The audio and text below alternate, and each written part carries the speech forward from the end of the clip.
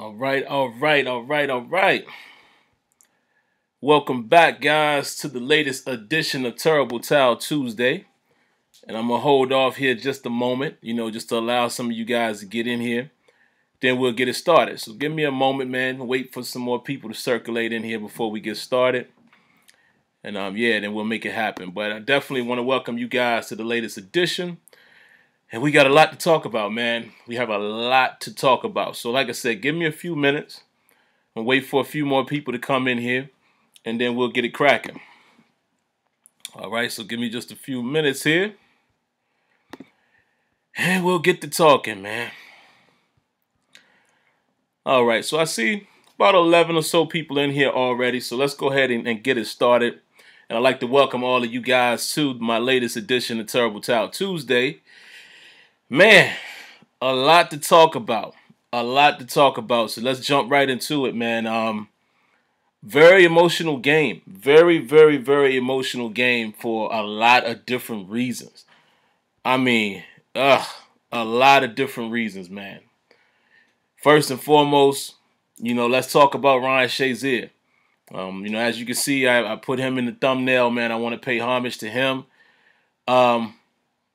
Tough situation, man. I hope everybody, sends a prayer his way to him and his family, his fiance, even the rest of the team. Everybody's thinking about him. It's a tough situation, man, because right now, we're hearing that progress is being made. But what we're not really hearing officially is whether or not, he has any feeling in his lower extremities. Of course, there's reports coming from people like, Ian Rappaport and things of that nature, but I've learned that, I don't really go off of any of that type of stuff, man, until I hear official, notification or concrete information from the Steelers. So right now, I'm just going to go off of what we all saw. Man, looks like my man just didn't have any feeling. And I'm going to tell you like this. It was very scary watching it, man, as a human being and somebody who's played sports. It's the reaction. His reaction, was gut-wrenching. The pit of my stomach fell out, man, when watching it, because, the way he reached for his back immediately, right? And then, he's laying there and he's putting his hands up in the air, and you could tell he's trying to figure out what's moving. That was very scary. Like I said, like my heart went out to him immediately, because can you imagine being in that type of situation where he's probably thinking, yo, what happened? What happened? You know what I mean? Like, just think about that. So my heart went out to him immediately, man, and you could tell it was bad. So then, of course, when he didn't move, and the stretcher has to come out and all of that, and you see Vince Williams very emotional, shedding tears. It was a tough situation, man. Very, very, very tough situation. So it's good to hear that progress is being made, man, but, we still got to wait and see. I'm hoping that, he's not seriously injured. I know they're classifying it as a spinal contusion or a spinal concussion, one of the two. At least that's the reports you're hearing from beat writers and such. But I'm just hoping for the best, man. I hope it might be something like that. Tommy Maddox went through that back in 2002. Roethlisberger had something similar to that in 2009. So I'm hoping it's something like that. You know what I mean? So if it's like that and he can recover, great. I'm not even worrying about the man playing football the rest of the season. You know what I mean? If he can, great. But my main concern is not even football with him. I just want that man to be able to stand up again. You understand? Because like I said, at this point, we don't know. We really don't know. So hope for the best for Ryan Shazier, man. A big salute to him, man. Tough thing to watch. So, all right, man, let's go ahead and get into the game itself. And as you can see, man, I got to give Antonio Brown some love tonight, man, because this guy, Antonio Brown, let's talk about AB. This dude, man, never ceases to amaze me. He probably, played possum a little bit in terms of making people, think he is or he's not going to play. But I don't think he's faking. He didn't practice 2 days. He took a picture and showed us, on social media what his foot looked like. So, but to come out and perform the way he did, didn't miss a beat, made some incredible catches. The one-hand catch he made I mean, the touchdown, and we're going to talk about that. We'll get into the hit on him, how he held on to the ball. Just Antonio Brown being Antonio Brown. All right, so let's talk about that real quick. We'll talk about, well, no, I'm going to save that for the end. I'm going to save that for the end because I have my opinion and my thoughts on the whole, the JuJu and the George Iloka, the situation. So we'll talk about that later on. All right, so we'll save that for the end. So let's get right into it, man. We're going to talk about the negatives first, okay? All right, so I got my notes here in no particular order, so I'm just going to ramble some of the stuff off here. Big negative that I noticed, man, immediately in the game is undisciplined. What did I talk about in the keys to victory? Discipline and keeping your head. And we saw both of them unravel in this game at some point. Special teams.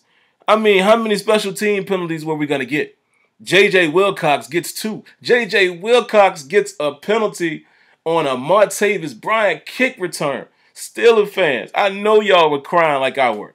When is the last time we seen a kick return in Pittsburgh? A kick, not a punt, a kickoff. When's the last time we seen that? And it gets called back. J.J. Wilcox. Now, I will say it was a questionable call, but if it's questionable, it can be called. So at the end of the day, he did hold a little too long. Probably didn't need to do so at the point when he did it. It is what it is, but very encouraged by what Martavis Bryant has been able to do in these last couple weeks as a kick returner. But yeah, and then Wilcox gets called again, I believe, on a punt. And if I'm not mistaken, he had 2 of his own, but I think it was a total of maybe 3 or 4 special team penalties there. That's what I'm saying. The discipline. We had bad discipline. All right, so let's talk about the defense. Okay, first half. Defense was looking like the defense we don't want to see. All right. We got to give some credit to Andy Dalton and A.J. Green and the Cincinnati Bengals staff. They always do a pretty good job mixing their plays in, pretty decent play calling. I definitely like the type of plays that they run. However, we have to take this into consideration. Ryan Shazier going down, I mean, everybody was disturbed, man. Even Coach Tomlin said he was disturbed. Your thoughts and your mind is on Ryan Shazier, not knowing what happened, seeing that man go off the field like that. So I give him a slight pass. However, the game must go on, and if you're playing, I still got to judge you based off of how you were performing. We were unable to stop the run in the first half there. And also bleeding into the third quarter where, Gino Bernard was able to get some runs. Or Gio, I'm sorry, I called him Gino. Gio Bernard was able to get some runs going off in the third quarter. It looks like, Cincinnati was just winning, on the line of scrimmage on both offense and defense. I didn't like that. Now, the Pittsburgh Steelers have been very good against the run. Here lately, we had some problems, obviously, against the Bears. We had some problems against Jacksonville, but then we shored it up. And listen, it's the NFL. You got to give credit to the other teams as well. It's going to happen from time to time, but I definitely didn't like what I was seeing early on with the run game, right? Now, let's talk about the pass game. At first, I was very critical, man, and I said that we weren't getting any pressure. However, you got to go back and take a look at how fast Andy Dalton was getting the ball off. Sometimes that you have to pay attention to that. I know as fans, man, we always want to see pressure and harries and sacks. And, shout out to my father-in-law, Leonard. He knows who he is. That's one of his biggest beefs every week. But you have to take in consideration, man, that what is the reason why pressure is not getting there? Is the quarterback getting rid of the ball? Are individuals not beating their guy, et cetera, et cetera? It's a different matchup every week. And again, you have to respect, A, your opponent. They are professionals as well. And B, what is the quarterback doing? So, as I'm telling him that, ironically, stat comes up on the screen, shows that Andy Dalton is getting rid of the ball in 2.1 seconds. So you're not going to get a lot of pressure. However, there were times where Andy Dalton seemed to stand back there, order a pizza, have it delivered, and then throw the ball. So you could be critical of the pressure, but then you also got to take in consideration some of those times it's quick passes, it's screens and things of that nature.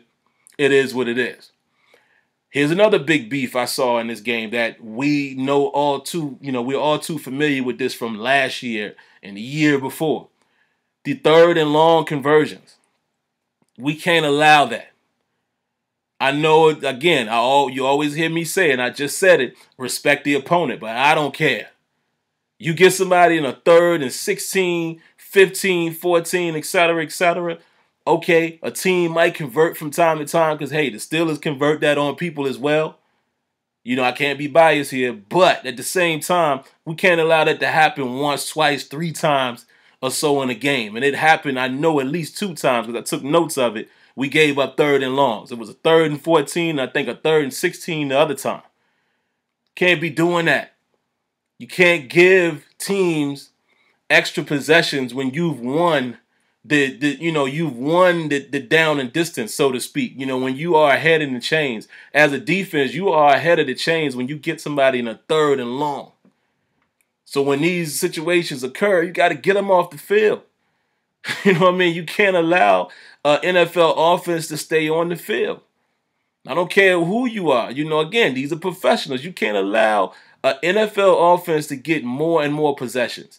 And let's not act like that Andy Dalton can't get hot from time to time. Is he a great quarterback? I don't think so. He's solid when he's on. But his combination with A.J. Green, we got to take that into consideration. A.J. Green is A.J. Green. However, Cody Sensabaugh was just getting it handed to him. No disrespect to him. Like I said, I vowed to say I will not call a professional athlete a scrub or a bum, just outright. What I will say is I don't think that they are as good as someone else in their profession. Because, hey, I didn't make it to the NFL. I was a ball player. I didn't make it to the NFL, so who am I to say somebody's a scrub? I won't say that Sensabaugh is a scrub. He's played decent. He is a backup. He's never really been the main guy in the league. Or he's gotten demoted, even when he was in Tennessee. But he's done some things. He played fairly well in the Tennessee game, but then he got beat in that game as well. But it is A.J. Green at the same time. Okay? Now, a lot of people always want to point to coaching, which I don't understand that. And, we'll get into that a little bit later as well. I think the coaches did a good job in this game adjusting. First half, we all could be a little upset about that. But again, under the circumstances, with Shazier, it's a lot of emotion going on out there. That's a tough one. But we got to give credit to the coaches for making adjustments. Tomlin stepping in or whoever, Butler, whoever, pulling Sensabaugh and saying, yo, throw Cam Sutton out there. He can't be much worse. We need a spark. That's what he said. His exact words, we needed a spark. Cam Sutton gets out there, makes a couple plays. He did also get beat or allowed A.J. Green to get behind him on that touchdown that got called back. Remember the T.J. Watt? And that was a questionable holding call, even though when, Gio Bernard did reach out and pull Watt's jersey, so a ref was going to call that. But did I think it was a ridiculous hold? Maybe not. I could see them not calling it. But we got lucky on that one. But again, on that play, Sutton was beat. But again, Sutton is a rookie. He hasn't played much. He, is just coming off an injury reserve. You got to give him that. But I think he played well enough that he's probably going to be the starter against the Ravens. I'm very excited about that, man, because I want Cam Sutton to get some experience this year, and I'm glad that he looks like he's going to get a shot. So going into next season, we got another corner that we can look at. But all in all, man, just to wrap up everything I wanted to say about the defense, they buckled down in the second half, man. Go look at the stat sheets. We held those dudes to literally nothing. I mean, well, they got some yards in the second half, but they didn't get much. It was definitely a tale of two halves with the team. And maybe, it was, they just had to be woken up. Maybe they had to shake off the emotion of Shazier and come out. I don't know. But you definitely got to credit the coaches, and you have to credit Tomlin for holding the team together. I've seen so many people on Twitter, and this is why I don't really talk on Twitter no more during games, because one, I'm busy taking notes for this show. But two, it's just like, all fans just have their different opinion. I'm going to have mine. You're going to have yours. They're going to have theirs. So there's no need of getting into these, debates. But I'm seeing people say, oh, Tomlin needs to be fired. I'm like, really? Even after the game.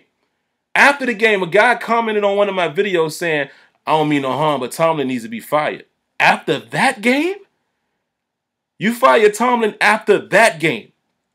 After the adversity that you faced with Shazier and the emotion and being down 17 at one point and coming all the way back and winning the game against a divisional opponent in their place. I understand people always say, oh, man, we need to win the games we're supposed to win. But listen, Steelers fans, we got to stop being so picky. I think we're spoiled because we feel like, you know, that our team's supposed to be bigger and badder and supposed to do it this way and do it that way. But, hey, maybe the team just ain't built that way. I'm cool with winning. Now, I don't like being on the edge of my seat either. But I will appreciate a win when we get a win. Again, records don't matter when you play a divisional opponent. It's some bad blood there with the Cincinnati Bengals. It don't matter. It's going to be some dirty stuff going on, and I don't mean to disrespect them, but let's just call it what it is. The Ravens, why I say that's our rivalry, is because that's just hard-nosed football for the most part. You don't get no craziness. It's just hard-nosed football. But the Bengals and the Steelers have become the dirtiest game. You know, like, there's going to be some dirty stuff on both sides. And that's what it's turned out to be. So, I don't know, man. To say that the man needs to be fired after that win, and again, being 10-2 on the season and right now tied with the Patriots, and because of tiebreakers, we're the #1 seed, you're never going to be happy if you're ready to fire this guy right now. And again, let me say this real quick before I dive into some other stuff. I got to wrap this up probably in the next 10 minutes. People always want to say, yeah, but the Patriots do this, the Patriots do that. Even Steelers fans, because I hear it from Steelers fans that I talk to all the time. Man, see, the Patriots do, they take care. Here's the thing. Can we all just agree that the Patriots is probably the class of this decade? The Patriots is that team. It used to be a time the Steelers was that team. Multiple times the Steelers was one of those teams. The Cowboys had the era where they were that team. You know, the Seattle Seahawks in recent years has had that era where they still kind of got a little mystique to them. They're losing it a little bit, but my thing is, so what if the Patriots is that team? Can we accept that as Steelers fans? That maybe as a whole, as a collective, we just haven't got to that point. I think we should be able to, but all teams go through eras. So when we're making these comparisons, why are we always talking about one team as if they only beat the Steelers? The Patriots do this to everybody. The Patriots is the bar. They beat everybody. So stop acting like it's just personal. Oh, it's just the Steelers. Tom Brady has his way with everybody for the most part. So let's just call it what it is. I think the Steelers are getting much closer to being able to contend or beat the Patriots, but we got to show it. Now, speaking of that, we can't have no game like that first half. That we looking like Swiss cheese out there. Now, I will acknowledge the fact that there's no Joe Hayden. I acknowledge that. I acknowledge the fact, even though we don't always think he's the best, Mike Mitchell does bring something to that defense.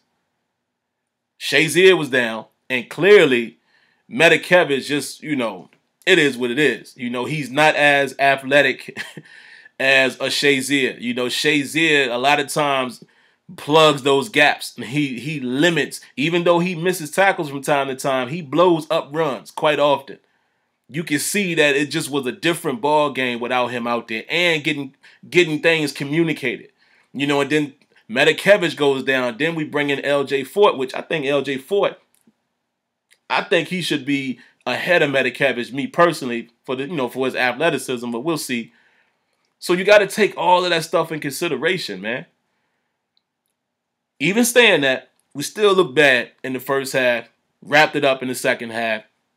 Good to see our defense do that. Good to see the team fight. Good to see the team fight. Now, let's go to the offense real quick, man. I'm going to be real quick with that, and then there's a couple other things I want to talk about, and then we'll be out of here. I might not have time to go through a lot of comments tonight. I got to be done, man, literally in about 10 minutes or less. All right. Turning point of the game was when we were able to get that field goal before half. Crucial. Crucial. Because that gave them a spark. You go into halftime and you're thinking, okay, we're only down 14. Our offense, you know, you got to think that the offense thinks they have the ability to score anytime they want. So being down 14 was huge. Defense comes out, get a 3 and out right away after half. Defense did that a few times in the second half. Couple 3 and outs, they turned it around. Then the offense gets clicking. Now, here's what I don't understand about the offense. We seem very stagnant at times. And again, you give credit to the Bengals defense because they seem to give Big Ben trouble. That's been the trend for a couple years now. I'll give them credit. They do a good job with disguise and coverage and things like that, but Ben has a little trouble with them. But what I don't understand about Todd Haley and the way we do things, why do we wait so long to adjust? You know, you think most teams adjust after 2 or 3. Well, let's be fair. Most teams adjust after maybe 2 series, maybe 3. Then they go into something else. It's like with the Steelers, it seemed like we just stick to it. Then all of a sudden in the second half, we start, you know, we go into something else when we need to come back. Why can't we just come out firing? Let's come out in no huddle from time to time and see how that works, because Ben seems to be able to operate no huddle fairly well. He even broke down Cincinnati in the second half, the team that gives him a lot of problems. Ben has been playing some good football these last 3 weeks. Made a bad throw early. You know, again, Cincinnati was confusing him a little bit. He threw that pick, and you're looking at that thinking, oh, here we go. Second half, Roethlisberger did his thing. Le'Veon Bell, man, I hope we either tag this kid again or hopefully maybe he decides, look, I'm going to go ahead and sign. He's something special, man. Only rushed for 76 yards, but the dude had 5 receptions for over 100. He's something special. And Dre Kirkpatrick, I'm pretty sure, is sick and tired of Le'Veon Bell. That's another thing for the coaching. Going for it on that 4th and inches. Absolutely the right call at that point, whether we get it or not. We get it. I love how Ben let the clock run all the way down and then, boom, hand it off. Le'Veon Bell runs Dre Kirkpatrick over. First down. I love a lot of what we saw in the second half, man, from the offense. And again, what I'm seeing from this team is these are the games that we lose a year ago or maybe 2 years ago. Those close games. And even though we don't want them to be close like that, these are the games that we've seen the Steelers lose in years past. And they're winning them now. And the Steelers even showed us against Tennessee, against a formidable opponent, that they can explode when they want to and go put up 40 points. This is a team, man, that I'm telling you. I don't know if it's going to happen. You still have to say that New England is probably the class of the division. The conference. You would still probably say that, and I'm saying it right now, New England, I think, has a better chance of winning the game, Week 15. But I do think the Steelers can win that game. We just got to be disciplined, and our offense has to be clicking. But the Steelers are improving, man. If you don't believe it, go back and look at last year, the year before that. We are winning games now that we normally would have lost. And again, it might be a nail biter, whatever. They're winning them. When is the last time they were 10-2? I'm just saying. And like I said before, man, we had to win at least 1 or 2 of these divisional games. And I'm glad we got this one out the way. I would love to go get Baltimore as well. But we definitely needed to win at least one of those because now it's falling in line with what I said. Steelers possibly would go 6-2 again in the second half of the season. Now you're looking at 4 games left.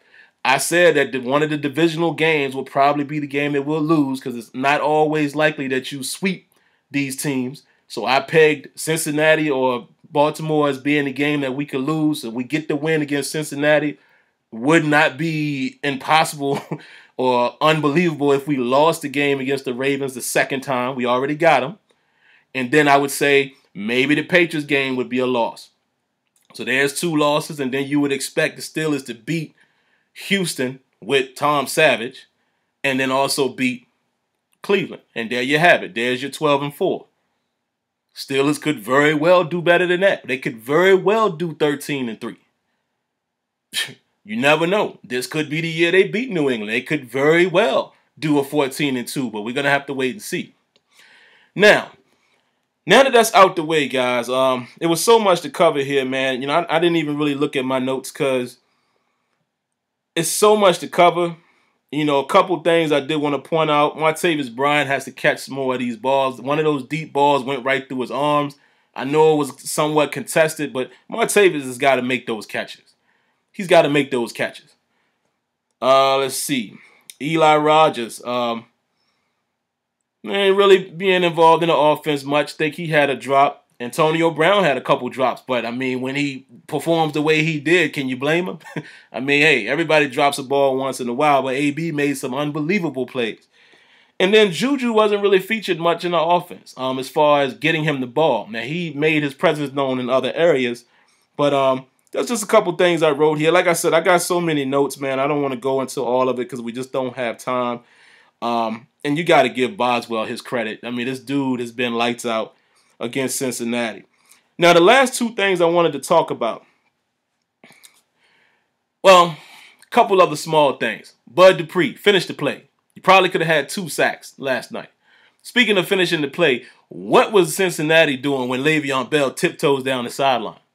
I mean, if you're William Jackson III, you just really got to be kicking yourself this morning. Play to the whistle. All right, let's get into the personal fouls, man. I want to be brief with this. Let's talk about JuJu first. JuJu Smith-Schuster's play, in my opinion, was not dirty.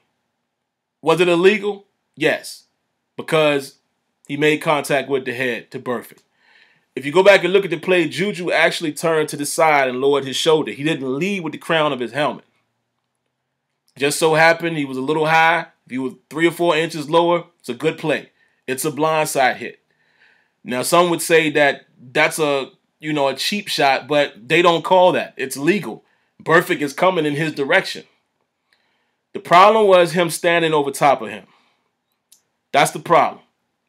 But I'm not going to sit here and vilify JuJu Smith-Schuster, a 21-year-old kid in the moment, in an emotional game where there's stuff going on all game. He lost his head. Any of you guys could have happened to anybody. If any of you guys have ever played sports, you know what it's like. I've played sports at 21 years old. I know what it's like. He lost his head. But don't sit here and vilify him and crucify, oh, he's a dirty player. I don't believe that, because just before that, he's the lovable JuJu. So don't do that. And because here's the reason why you can't do that. I didn't hear all of this noise about Gronkowski. You know, immediately everyone was saying, oh, that's not Gronkowski. That's not who he is. Why can't JuJu get that same respect? That's all I'm saying. I like Gronkowski as well. I don't think Gronk is a dirty player at all. What he did was ridiculous. He needed to be suspended for more than 1 game. Because this dude is laying down and you ram yourself into the back of this man's brainstem, the back of the neck. That was ridiculous. That was after the play. And this is the reason why I believe that JuJu and George Iloka, hope I'm saying his name right, that's why they got suspended. It was because of Gronkowski.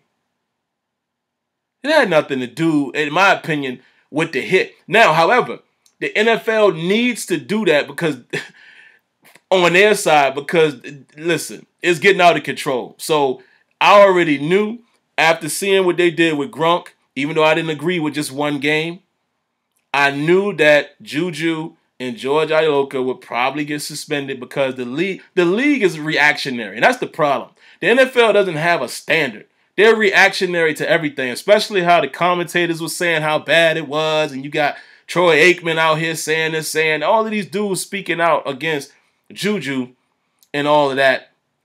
You already knew the league gets backed into a corner, so they're reactionary. Oh, we got to suspend those guys. I don't think those were suspendable, hits. However, it was dirty. It was dirty, in my opinion, what George Iloka did because, no, you know what? I'm not going to say that. It was bang, bang, but it might have been a little bit of dirty in there, but it's still bang bang and it's head to head, whatever. Give him a fine. I don't think what JuJu did was dirty either. I don't think he had any intent. However, again, it's Burfict. Burfict been chirping the whole game. He already got a penalty drawn on Le'Veon Bell early in the game. You know what I mean? It's emotion is flying, and I can understand why he probably stood on him like, yeah, but you can't do that, young boy. You can't do that. If he hadn't taunted, maybe he doesn't get suspended. But again, I think it has a lot to do with how Gronkowski was handled. And that's just my opinion. I think that's the last thing I got. I said I had 2 more things to talk about, but I think that was it. I wanted to say something about the coaching, I thought. What was it? Oh, well, I already spoke about it. I talk about people saying Tomlin should be fired. And to me, it's just crazy, man. I know what that is, so I'm just going to leave it there. So, guys, I literally got maybe 3 minutes, man. So I'm just going to run through here and see what you guys are saying. I'll probably have to catch up with you guys later, man, as far as your comments. Wow, 70 people in here viewing. I appreciate all of you guys that came through to watch.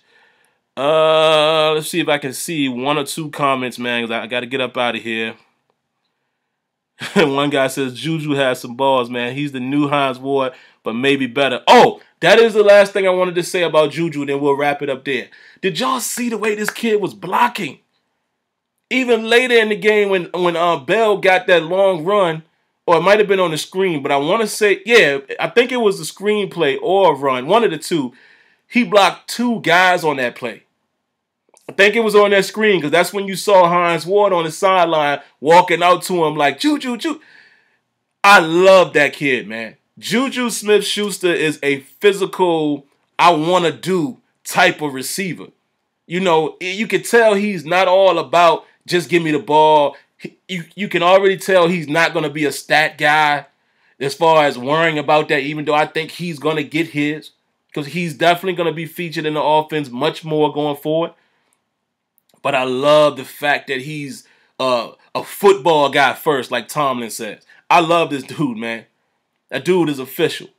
He is official. He made a mistake last night taunting Burfict, but I am not going to sit here and say that that man is dirty by any means. You know, and outside of that, like I said, Burfict has done crazy stuff in the past. I mean, what goes around comes around. And again, I'm not going to let people say that when people aren't saying that Gronkowski is dirty. I'm not going to allow you to call JuJu dirty. Get out of here with that. I'm not. It was a bad play and a bad decision to stand over him. That wasn't cool. But I'm not going to sit there and let people call him dirty when Gronkowski, after the play, decides to throw himself down on old boy, on White.